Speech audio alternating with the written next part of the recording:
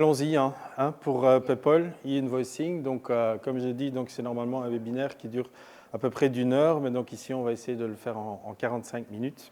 Mais bon, on est un petit groupe aujourd'hui, donc ça va le faire.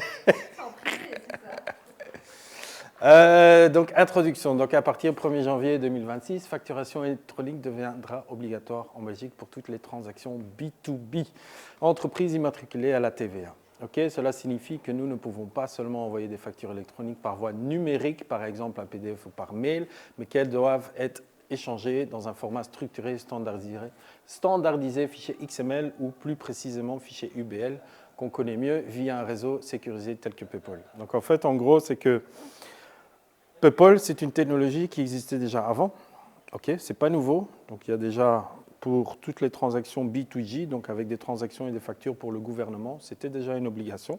Donc c'est une technologie qui existait déjà, donc on n'a rien changé à ça. Après le format UBL qui est, selon la législation européenne, le PayPal bis numéro 3, donc ce formulaire-là est aussi cadré, donc c'est des cases, des champs qui sont repris dans ce format UBL, et là aussi, nous, on ne peut rien changer. Par contre, qu'est-ce que nous, on a fait? C'est on a rédigé une note, la note que tu as imprimée d'ailleurs, qui fait 49 pages. Tu l'as avec? Dans le sac à main? Non, non, dans le grand sac. Et donc, en fait, cette note, c'est-à-dire qu'on a rédigé cette note justement parce que dans notre secteur, on a des accords spécifiques, parce que le format UBL tel quel, on ne peut pas le changer, c'est la loi européenne, donc les champs sont, mais par exemple, il y a tellement de champs différents qu'en tant que secteur, on se met d'accord justement sur quelle info on met dans quel champ. Et le but, c'est que comme on est plusieurs acteurs différents dans notre secteur à travailler ensemble, c'est que tout le monde applique les mêmes champs pour les mêmes informations, et du fait que quand on transmet ces factures de manière digitale, on va parler la même langue, et du coup, ça va être plus facile au niveau de comptabilité d'aller pointer certaines choses et retrouver les infos. Donc ça, c'était le but.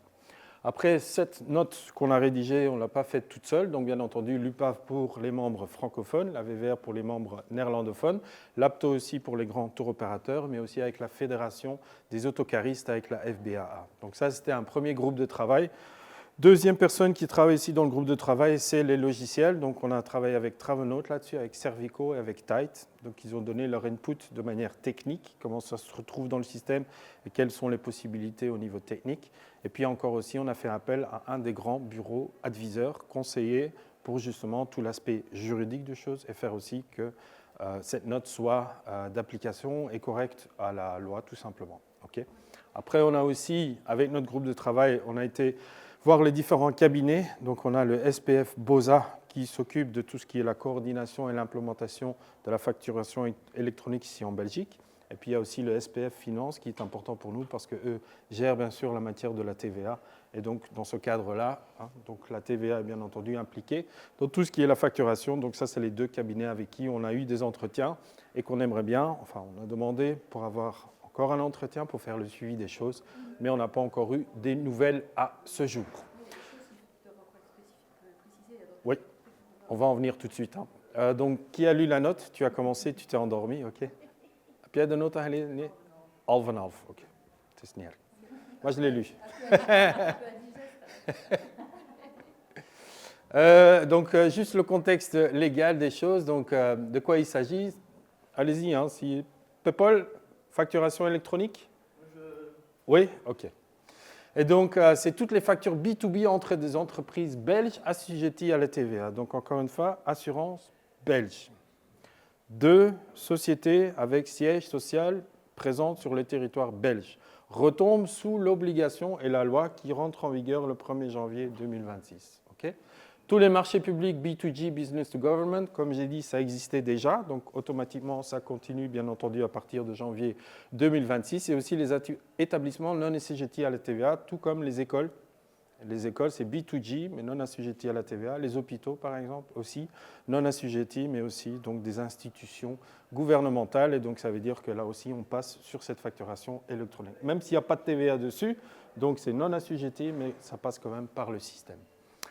C'est aussi bien pour les factures de vente que les factures d'achat. Parce que j'ai des membres qui me demandent, bien entendu, « Ouais, mais je fais que du B2C, je n'ai pas de clients B2B, je ne travaille pas avec des sociétés. » Je dis « Oui, ok, d'accord. » Donc en soi, tu n'as pas besoin d'un système pour envoyer tes factures de vente. Par contre, tu as besoin d'un système pour réceptionner. Parce que tu as des fournisseurs belges qui vont t'envoyer des factures par PayPal. Et donc, tu auras besoin d'un système pour pouvoir les réceptionner.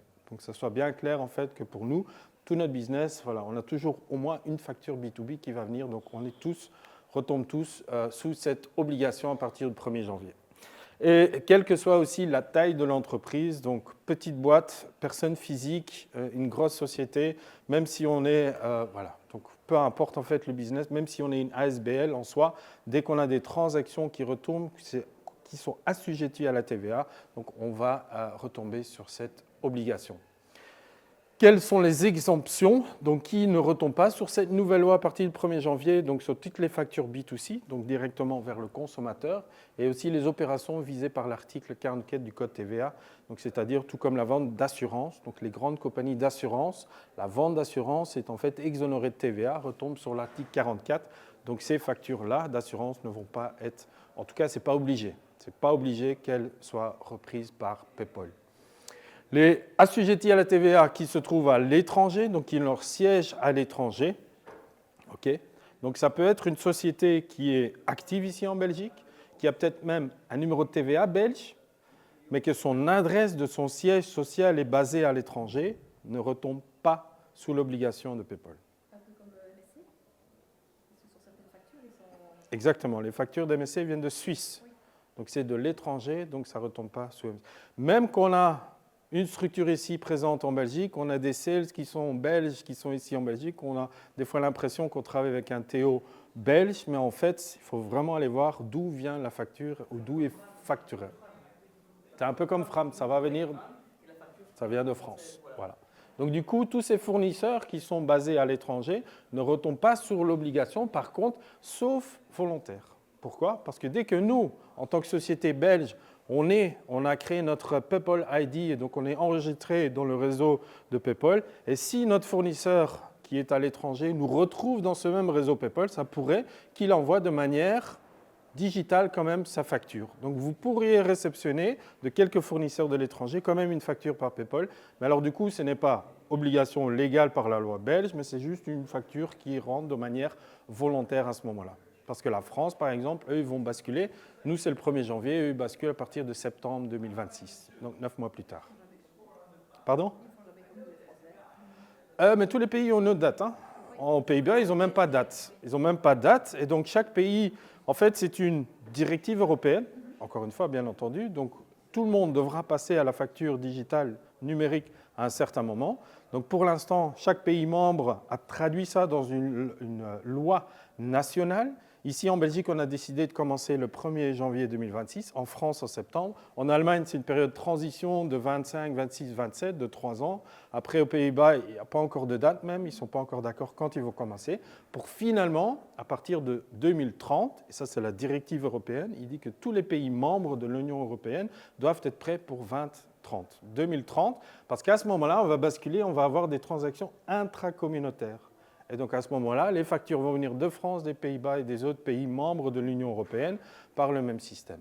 Okay. Mais ce target-là, c'est 2030. Donc on va d'abord commencer ici en Belgique, voir comment ça se passe. Et d'ailleurs, j'en viens au dernier point, c'est-à-dire qu'on a le e-reporting, et celui-là sera obligatoire à partir de 2028. Le e-reporting, ça veut dire la déclaration de TVA devra être faite de manière digitale.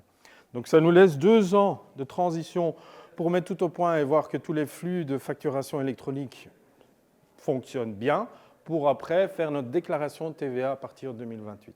Et ça sera aussi obligatoire parce que si on ne fait pas de cette manière, on n'aura plus le droit à la déduction de la TVA. Et on est d'accord, sur tous nos frais généraux, on veut quand même déduire la TVA. Donc c'est vraiment important de passer le cap et de s'y mettre. Donc ici, on a en fait ce réseau, tout le monde parle toujours de PayPal, PayPal, PayPal. PayPal n'est pas un système, PayPal est un réseau, tout simplement, et un réseau de différents access points.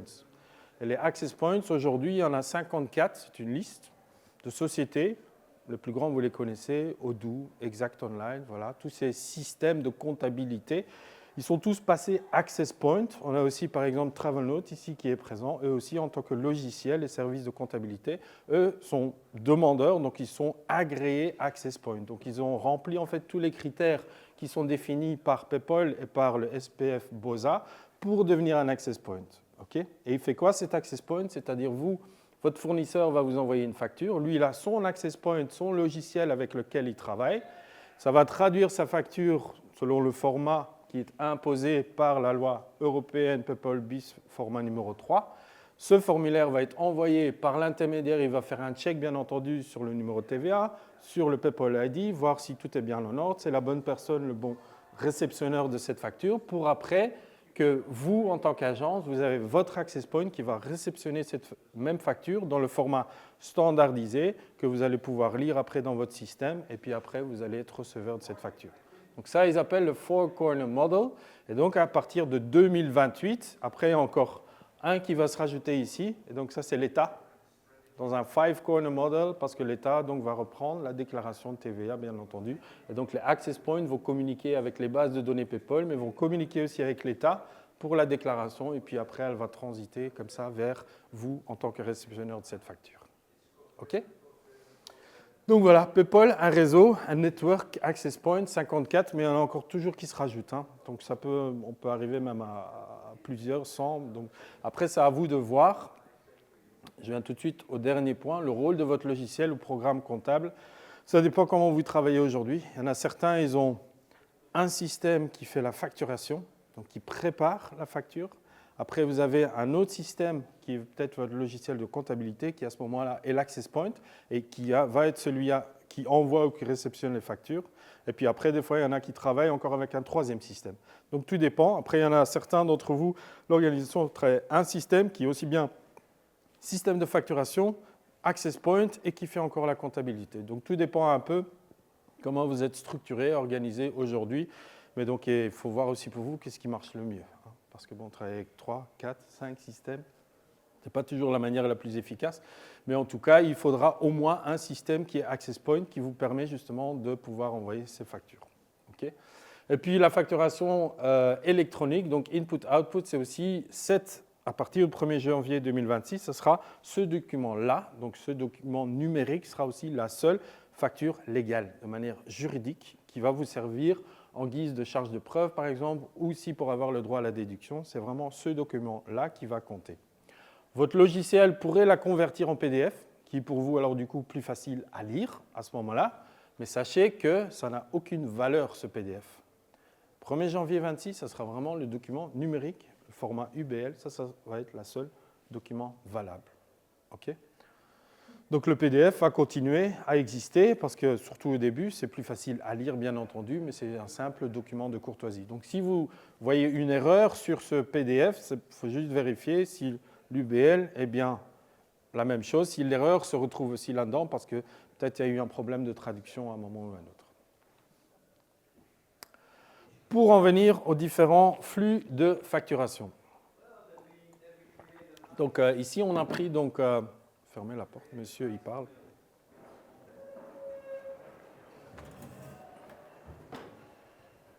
Je ne crois pas qu'il y en a qui vont se rajouter.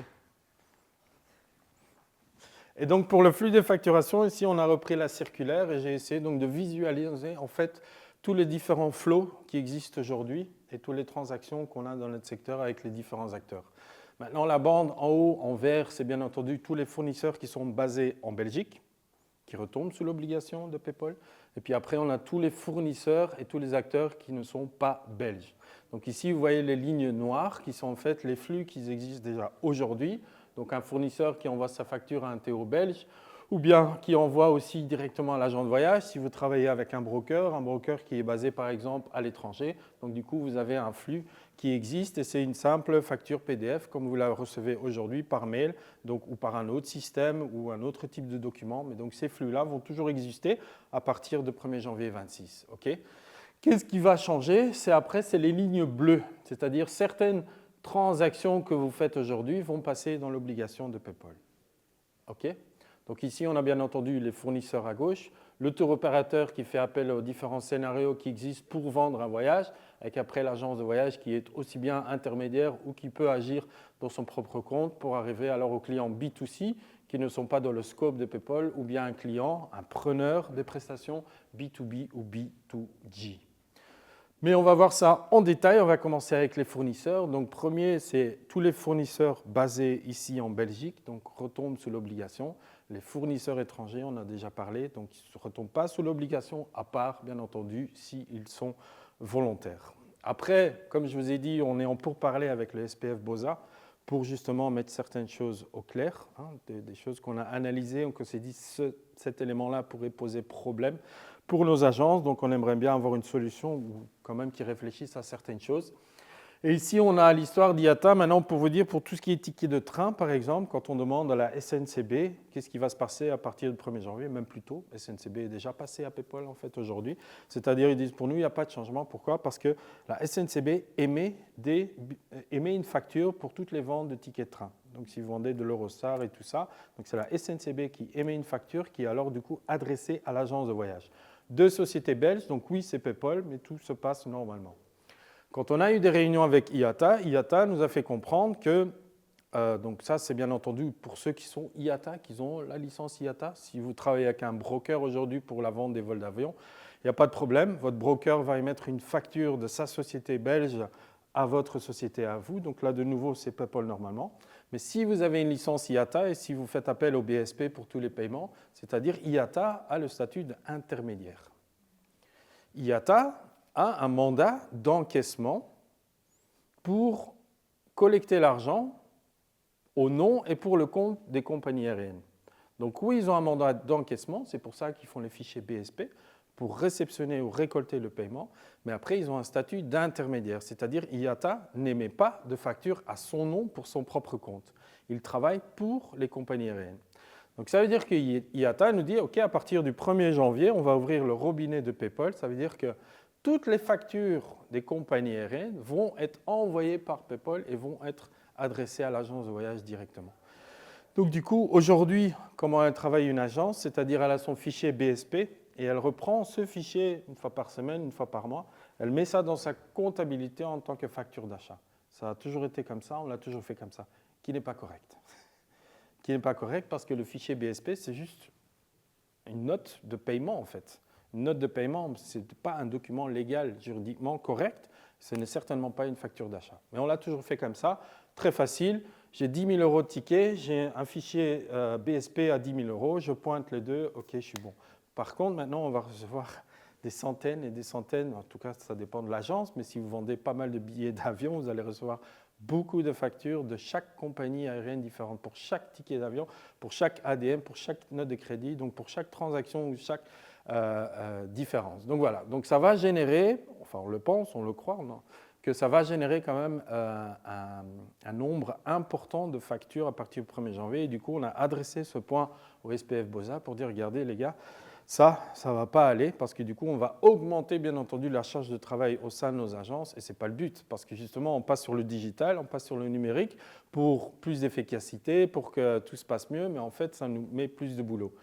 Après, les SPF Finance nous disent, mais attendez, vous n'avez pas travaillé de manière correcte, hein, parce que ce fichier BSP, vous n'aurez jamais pu l'insérer comme facture d'achat. Donc voilà, donc on est un peu en discussion là-dessus, mais ils se rendent compte de la gravité des choses et la charge de travail que ça peut engendrer, donc ils sont d'accord de revoir les choses ou en tout cas de nous proposer certaines solutions à ce niveau-là. Okay ? Donc on a demandé un suivi de cette réunion qu'on n'a pas encore reçu confirmation, mais on espère avoir ici dans les prochains jours le suivi là-dessus. Pour passer après du côté du tour opérateur, donc bien entendu vous connaissez les différents scénarios, donc je vends bien en net à mon agence de voyage ou bien je fais de l'intermédiation avec mon agence de voyage. Okay ? Si vous ne connaissez pas ou vous ne maîtrisez pas assez donc, le régime de la marge ou le régime particulier des agences de voyage. On a encore une formation, n'est-ce pas Céline, le 27 novembre. On est à Wavre en français. On a aussi une formation en néerlandais le 20 novembre à Purs. Ah non, juste, non, pardon. 27 novembre à Wavre, ok, en français. Et donc, vente par tour opérateur Théo, donc on a ou bien je suis organisateur et je vends mes voyages en direct. Si je vends un B2G ou un B2B, donc à une société, alors du coup, je retombe sous PayPal, logiquement. Si je fais de la vente en direct et le preneur, donc le client final, est un consommateur, donc un particulier B2C, ou éventuellement un organisme qui est non assujetti à la TVA, alors du coup, ce n'est pas sous l'obligation de PayPal. Par contre, si je suis tour opérateur et je vends par l'intermédiaire d'un agent de voyage, j'ai les deux scénarios qui viennent en compte. C'est ou bien je fais un scénario net, ça veut dire que l'intermédiaire, donc l'agent de voyage, agit en tant que vendeur en son propre nom. Hein, vous connaissez les scénarios, c'est-à-dire que le tour opérateur à ce moment-là émet une facture au client et en l'occurrence, ici, le preneur des prestations, c'est l'agence de voyage. Pourquoi l'agence de voyage achète? Tour opérateur devient un fournisseur, je veux du net, tu déduis déjà ma commission. Moi, j'ai une facture nette, c'est une facture d'achat. Je vais faire une nouvelle facture de vente pour le client, donc c'est moi qui la vends à mon client dans mon propre compte dans mon propre nom. Et du coup, ici, en l'occurrence, donc la relation entre le TO qui devient fournisseur et l'agent de voyage est une transaction B2B, donc oui, c'est du PayPal. Par contre, si je suis tour opérateur et je fais de l'intermédiation, c'est-à-dire que mon agent de voyage agit en tant que courtier ou d'agent, c'est-à-dire que voilà, il n'a aucune responsabilité, ni au niveau de la TVA, mais ni avec un risque économique. Donc, c'est-à-dire c'est le TO qui vend au client final et qu'il a fait appel à un agent de voyage pour mettre en contact le client avec le TO. Ça me permet, moi, en tant qu'agent de voyage, de ne pas rajouter de la TVA, mais j'ai ce statut d'intermédiaire. Okay. Donc ça veut dire que là, de manière officielle et juridique, c'est le TO qui émet une facture au client final. Et si le client final est B2B, B2G, donc basé en Belgique, ça sera via PayPal. Donc ça veut dire, si on les connaît, hein, des fois dans les agences, un indépendant qui rentre, hein, la coiffeuse ou le boucher du coin qui fait son voyage une fois par an, qui veut rentrer sa facture, ah, vous pouvez me faire une petite facture et tout ça. Si vous travaillez en intermédiation avec votre TO, du coup, il faudra informer le TO, attention ma cliente, voilà, la coiffeuse, elle veut sa facture. Le TO doit émettre la facture qui va être adressée directement à la coiffeuse B2B, deux sociétés belges qui sont sur le territoire belge, donc ça veut dire via PayPal. Ça, c'est un problème. Ça peut être souci. Hein. Par contre, si le client est B2C, non concerné PayPal. Par contre, ici, le flux normal qu'on connaît déjà aujourd'hui, vous allez toujours recevoir un document du TO qui va vous envoyer, vous avez le montant, vous allez le percevoir au client, et c'est au moment où vous le percevez que le client va dire « Ah, j'ai besoin d'une facture ». Rien ne vous empêche justement d'aller informer, parce que ce flux existe encore toujours, mais d'informer du coup le TO « Attention, ici on a besoin d'une facture PayPal ». Et il devra la mettre. Et donc ici, effectivement, point d'intention dans un scénario d'intermédiation. Quelle est donc l'importance de l'intermédiaire? Donc le rôle crucial pour le tour opérateur, c'est de savoir qui est le client final, B2B ou B2G.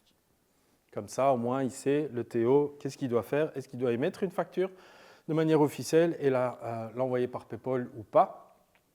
Et en deuxième instance aussi, dans le cadre du mandat d'encaissement, c'est-à-dire le TO fournit une copie de la facture, PDF ou autre, pas par PayPal, mais par un autre moyen, afin que l'intermédiaire puisse à son tour inclure le montant, donc le prix client, le prix brut, dans sa facture adressée au client B2B avec la mention article 28 du 5.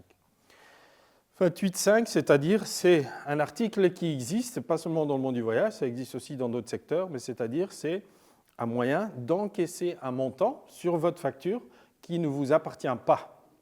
Mais comme vous agissez en tant qu'intermédiaire pour le compte de votre tour opérateur, ça vous permet d'aller encaisser un montant. Vous rajoutez du coup l'article 28, paragraphe 5.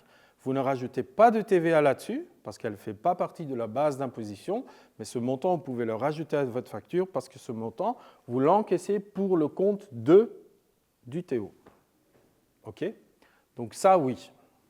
Donc si on fait ça, parce que ça, c'est la manière dont on le fait aujourd'hui. En tout cas, ça devrait être.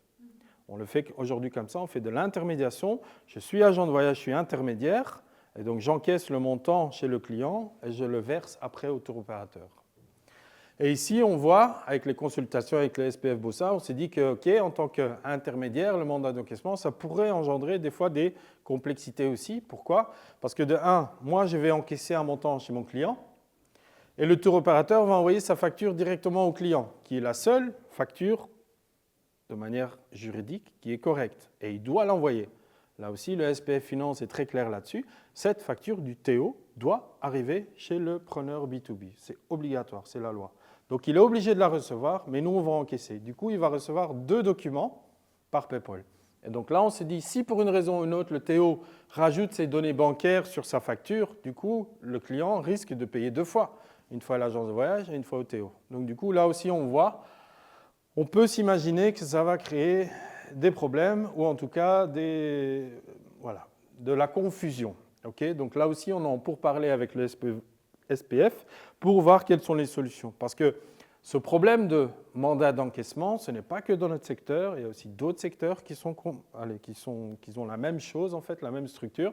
Donc voilà, après avoir, en fonction des autres secteurs, quelles sont les tolérances qui sont possibles, quelles sont les solutions qu'ils ont mis en avant et quelles sont pour nous les solutions aussi qu'on pourrait éventuellement utiliser dans notre secteur. On a déjà 2-3 pistes éventuellement qu'on envisage, mais on entend vraiment le point de vue du SPF avant de pouvoir communiquer quoi que ce soit comme solution alternative.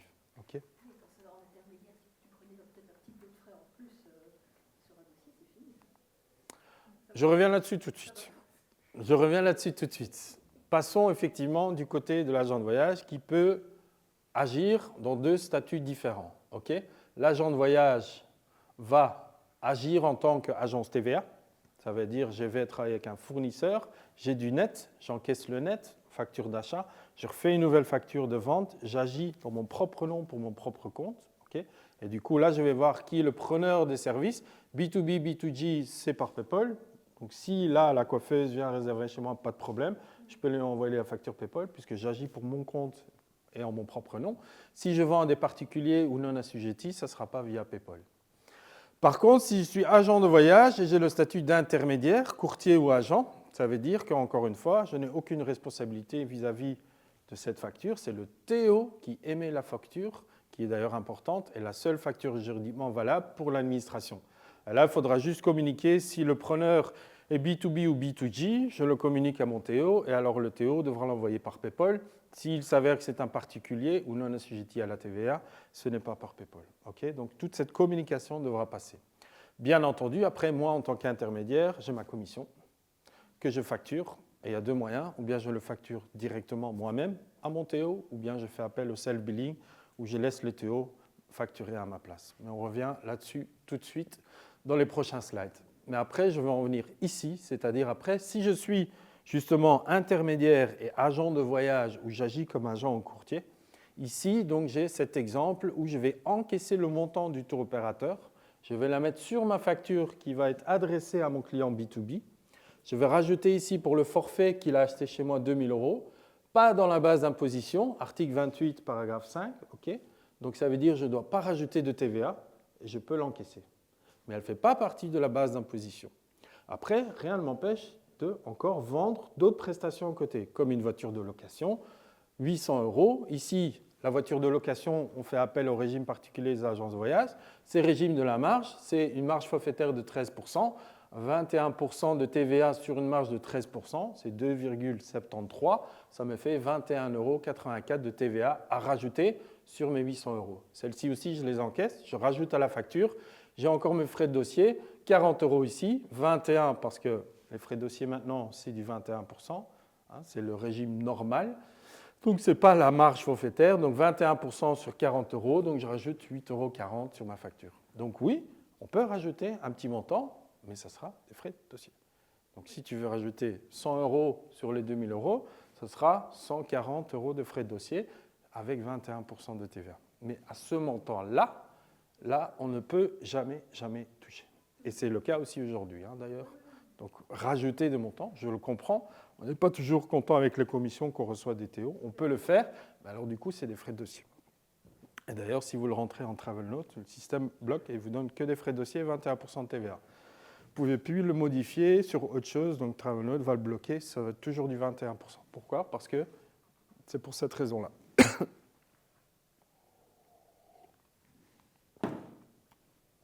Pour venir à la pratique, sur comment on va utiliser donc, le format UBL, du coup, dans la note, pardon, à un certain moment, vous allez retrouver ceci. Donc, c'est un aperçu qui fait plusieurs pages d'ailleurs, 5-6 pages. Donc, c'est vraiment un aperçu de tous les champs qui sont obligatoires sur une facture. Mais les champs, aussi bien selon la loi sur la TVA, ici, loi sur la TVA obligatoire, ici selon la loi économique, et ici selon le format PEPL bis numéro 3. Parce que de manière maintenant numérique, avec ce format UBL, il y a aussi des champs qui se rajoutent et qui sont obligatoires pour avoir une meilleure transaction. Donc voilà, ça c'est tous les champs obligatoires à la base ou conditionnellement obligatoires. Ça veut dire qu'en fonction de la transaction ou en fonction du produit qu'on a vendu, du coup il y a des champs obligatoires qui se rajoutent. Donc conditionnellement obligatoire.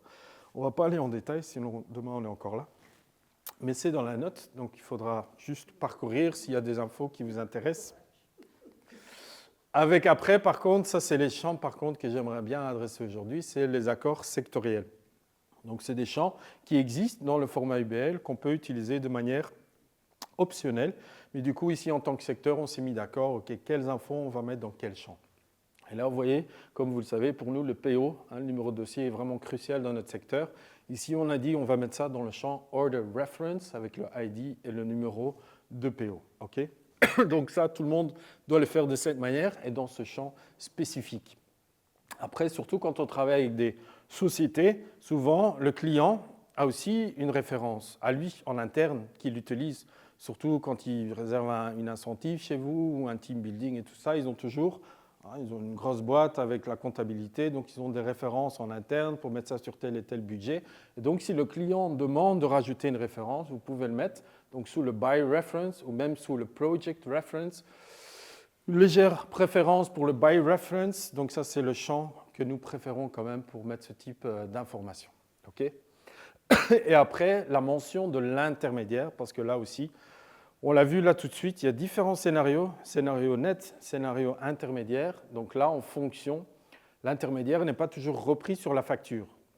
Par contre, si on fait du net, ben là, le client et l'agence de voyage. Okay. Donc là, quand on fait un scénario net, le client va être repris dans le champ Accounting Customer Party. Donc ça, c'est OK. Par contre, si on fait de l'intermédiation, la facture est émise du TO directement vers le preneur et du coup, l'intermédiaire disparaît de la facture. Donc là, on demande de la rajouter dans la case tout en haut, Note, et dans le Note avec une structure Travel Agent Name et puis le nom de l'agent de voyage. Ça, c'est au TO à rajouter, bien entendu, dans sa facture quand il envoie direction le client final, et au moins le client final, c'est « Ah tiens, mon agent de voyage ici, il est nommé, je le retrouve de nom ». Deuxièmement, une mention du voyageur. Tout aussi dépend des différents scénarios qu'on vient de voir. Si maintenant je fais de la vente en direct, le voyageur est sous la case du client, Accounting Customer Party. Ou si je fais de l'intermédiation, ma facture de TO est de toute façon émise au client final. Donc là aussi, le client, c'est l'Accounting Customer Party. Par contre, si je fais du net, c'est-à-dire que oui, il y a un client final qui part en voyage, mais comme je fais du net avec l'agent de voyage, j'adresse ma facture à l'agent de voyage, c'est elle qui devient le client, et donc le voyageur n'apparaît nulle part. Et du coup, là, on demande de la rajouter dans Note, Traveler Name, nom du voyageur. Comme ça aussi, au niveau du pointage de la facture, on a de 1, le PO, on a le nom du client, des fois aussi le nom de l'intermédiaire si c'est nécessaire, et puis après aussi la mention de date de départ. Donc là, pareil, pour toute facture qu'on émet, facture, donc dans le note, booking departure date, avec bien entendu, les 4 premiers chiffres, c'est l'année, les deuxièmes, c'est le mois et puis le jour. Donc toutes ces infos vont nous permettre justement à faire une comptabilité de manière propre, et on est sûr, on a toutes les infos. On n'a pas que le PO, mais on a aussi d'autres données qui nous permettent donc à mieux gérer cette facture. Oh. Ouais, ça fait des mois que je suis malade. Et ça ne part pas. Donc voilà, pour après appliquer régime de la marge, ça aussi, ce n'est pas nouveau, mais donc encore une fois, si on ne maîtrise pas le régime de la marge, ici ça va compliquer. Pourquoi? Aujourd'hui, vous le savez, donc on ne compte pas les 21% de TVA sur la totalité du montant, mais on va appliquer en fait les 21% sur une marge. Cette marge est définie, en Belgique en tout cas, de manière forfaitaire. On a différents pourcentages. Celui-là qu'on connaît le plus, c'est les 2,73. Et en fait, les 2,73, ça représente donc 21% de TVA sur une marge forfaitaire de 13%. en Belgique, si vous mettez... C'est pas ouvert. En Belgique, si vous mettez une facture... Ah. Si vous mettez une facture direction une société, et cette société travaille avec un logiciel, les seuls taux de TVA qui sont légaux en Belgique, c'est du 6, du 12 et du 21%. C'est les seuls. Donc 6, 12 et 21. Donc ces pourcentages-là. Donc et après, si vous, et j'ai eu le cas déjà il y a 2 semaines où une agence m'a contacté parce que son client est une société, ils font des testings avec PayPal, ils ont reçu une première facture et du coup la facture c'est noté 2,73 et le client a dit ah mais ça bloque, je ne peux pas rentrer ça dans mon système, 2,73, je ne peux pas l'accepter. Pourquoi? Parce qu'ils n'ont pas fait ceci. En fait, il faut splitter le montant. Pardon? Non, parce que je fais la conférence à 16h, désolé, je voulais venir brancher. Ah d'accord, non, ok. Et donc il faudra splitter donc le montant, et c'est-à-dire ici, si on parle de cette marge forfaitaire de 13%, ça veut dire que j'ai un composant qui est exonéré, qui représente 87% du montant, et ce composant exonéré, donc c'est taxe catégorie I, avec tax exemption reason, régime particulier des agents de voyage. Okay, ça c'est pour le premier montant. Donc chaque ligne, chaque prestation où on applique le régime de la marge, il faudra le splitter toujours en deux. Un montant exonéré en fonction du pourcentage et de la marge forfaitaire. Ici, 87% dans l'exemple exonéré. Et puis l'autre, c'est vraiment le composant qui est margé, qui représente donc 13% de notre montant. Et c'est ici la base d'imposition. Et selon la loi belge, la base d'imposition doit toujours être mentionnée sur la facture. Et c'est pour ça qu'on est obligé de splitter les montants, que cette base d'imposition soit séparée et bien mentionnée sur la facture. Ici, on applique le taux normal de 21%, bien entendu sur 13% de mon montant. Tax Category Code, c'est le S qui est le normal, pourcentage 21 aussi normal. OK?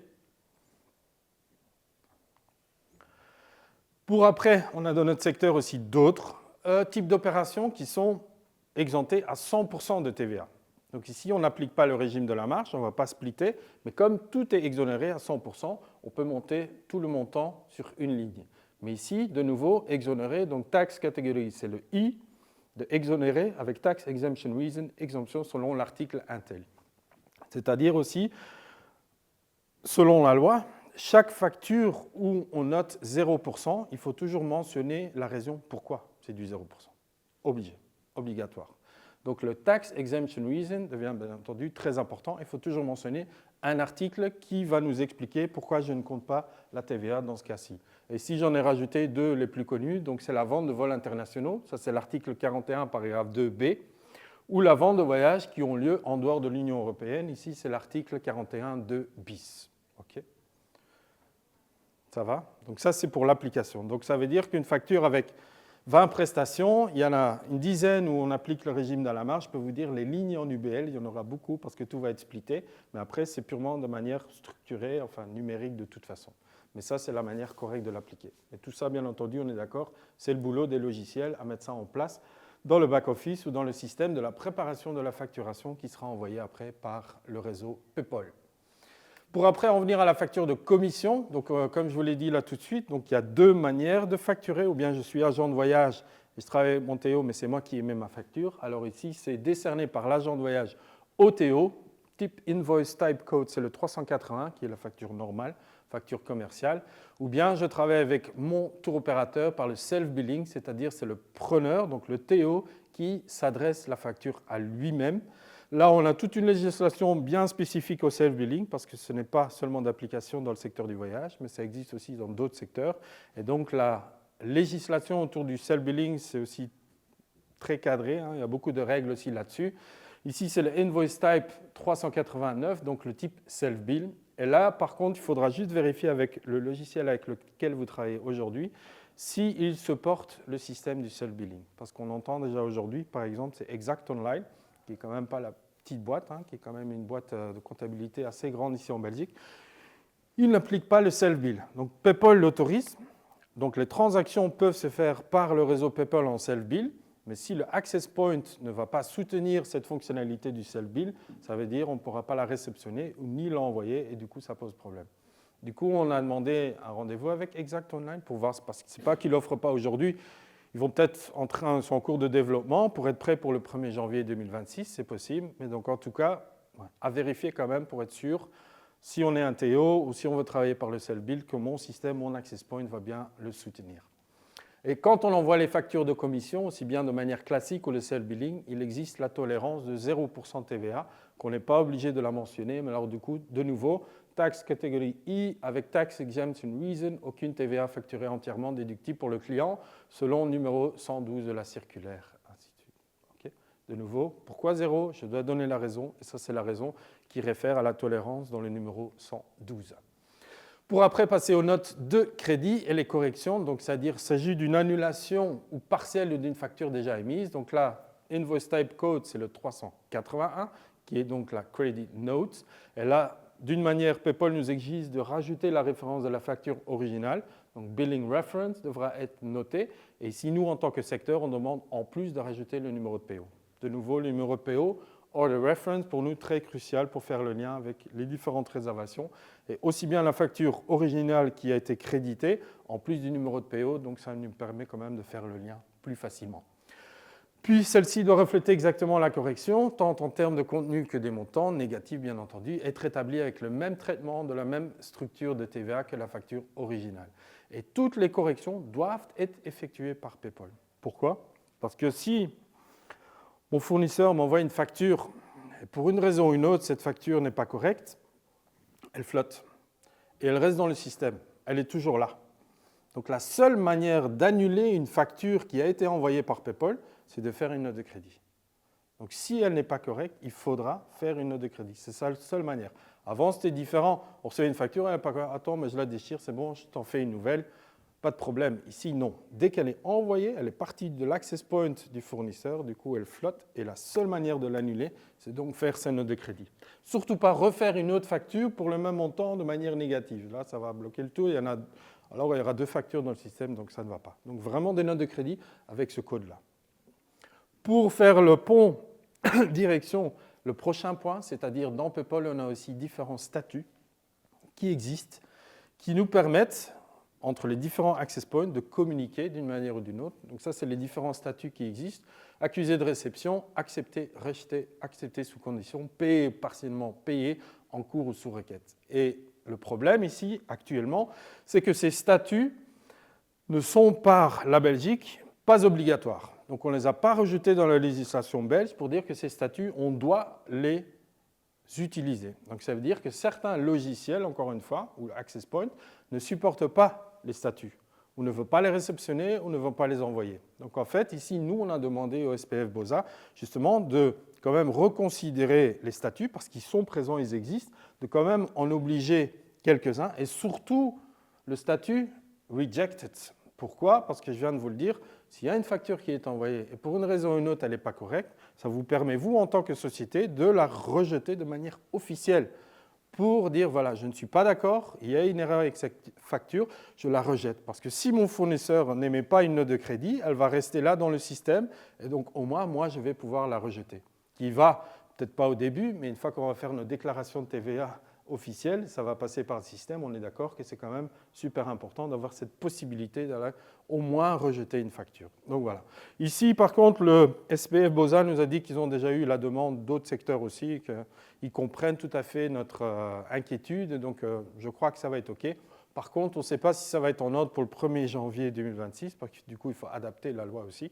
Mais en tout cas, ils entendent très bien et je crois que ça va se faire d'ici peu. Donc voilà, c'était pour moi. Je suis encore dans les temps, hein, il est 30 exactement. Je ne sais pas s'il y a des questions spécifiques ou autres. J'ai une question. Est-ce que toi, tu as une date pour quand tu veux arriver à l'ITB? À l'ITB La finalité, c'est que la déclaration TVA soit entièrement automatique. 2028. 2028? Oui. C'est confirmé? En Belgique. En Belgique, oui, 2028. Oui. Et au niveau européen, Européen, déjà, on va essayer de passer pour toutes les transactions intracommunautaires, la deadline, c'est 2030. Donc ça veut dire que maintenant, tous les différents pays membres se mettent tous sur la facturation électronique.